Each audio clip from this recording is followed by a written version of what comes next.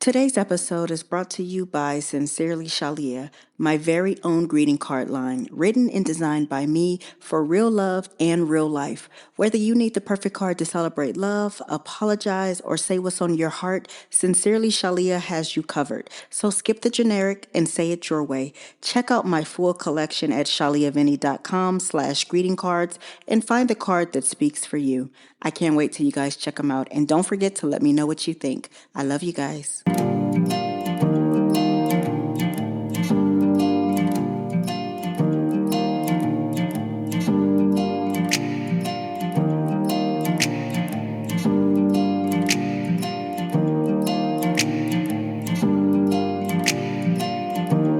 Hello and welcome to the Love This Way podcast, the show that exists to help men and women everywhere to be better at love. Never any gender wars or back and forth. Just great tips to help you find and sustain the love of your dreams. Because love is a journey, but you still need direction. I want you to grab your tribe and get ready because each episode we're going to be talking about our real life issues, answering tough questions, and building solid relationships with one another as we heal, learn, and grow.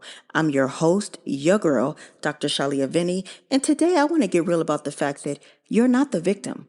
You're actually the problem. Can we get into this? Hey, my babies. Welcome back to another episode of Love This Way. Hey, quick question. What if the love you think you're giving is actually control dressed up in good intentions? Hold on.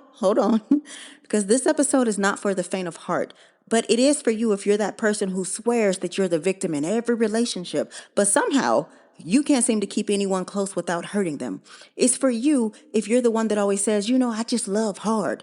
But your version of love feels like walking on eggshells to everybody else. The truth? Some people don't want connection. They want control. They call it loyalty, but it's really possession.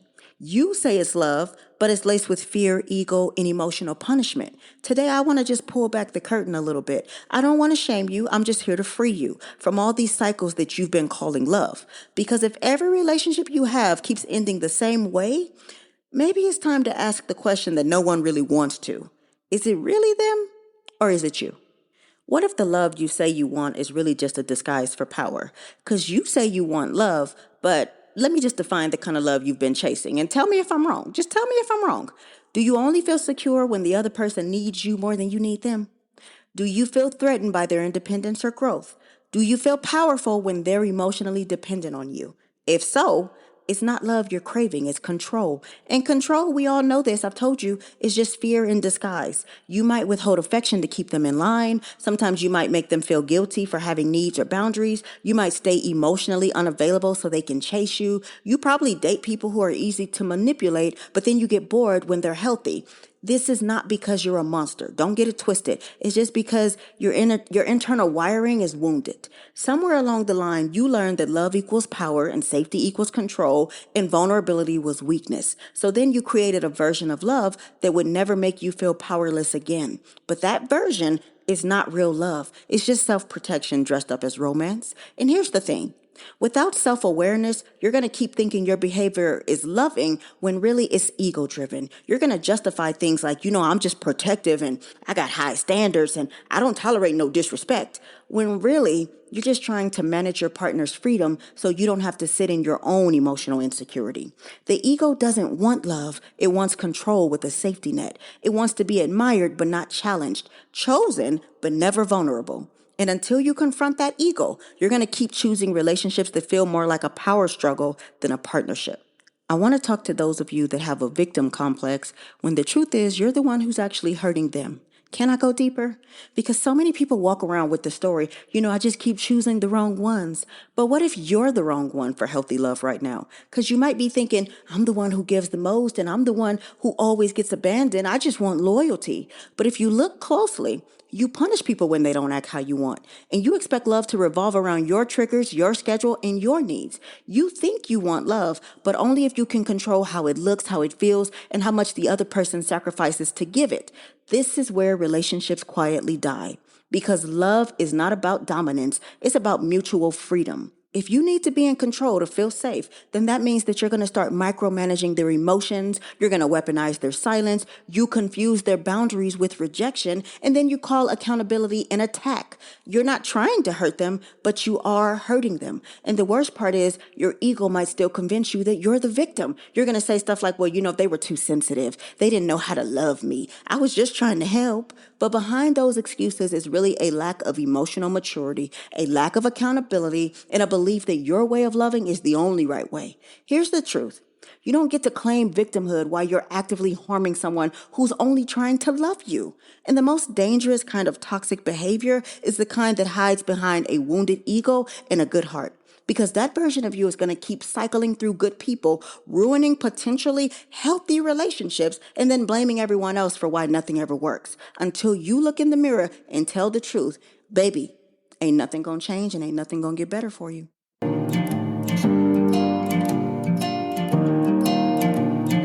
Hey, friend. If you're tired of those generic, impersonal greeting cards, I've got you covered. Sincerely Shalia is my very own greeting card line, written and designed by me to help you say what's really on your heart. Whether it's love, apologies, or just because, these cards speak for you. Skip the cookie cutter messages and send something real. Check out my collection at shaliavinny.com/greeting cards and find your perfect card today. So we've been getting real about why you may be the problem if you're leading with ego and trauma, but I want better for you going forward. So here is how you can heal your relationship with love before you ruin it even further.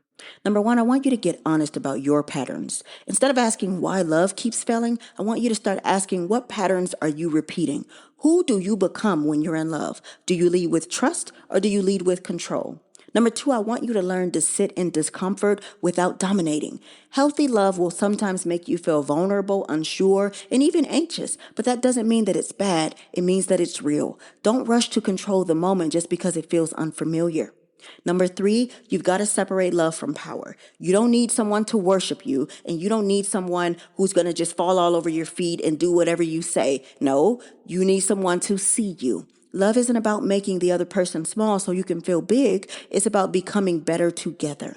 Number four, stop making their autonomy a threat. Their independence does not mean that they don't love you. If anything, it means they have more to bring to the table. Healthy people don't want cages. They want partnerships. Number five, you've got to redefine what love is for you, because real love won't always feel safe the way dysfunction felt familiar to you, but it will feel freeing, calming, secure. You have to teach your nervous system to stop mistaking chaos for chemistry, because I promise you it's not the same.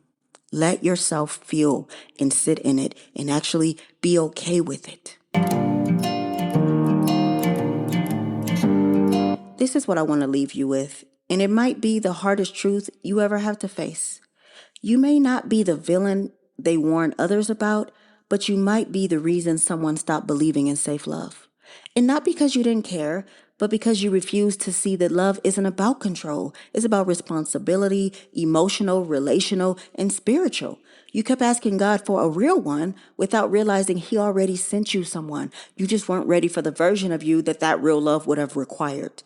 You don't get to demand loyalty while weaponizing silence. And you don't get to call it love if you only offer it on your terms. You don't get to play the victim in this whole story where you're the only one breaking the trust. Then you blame them for their distance on them being too much or them being too sensitive. No.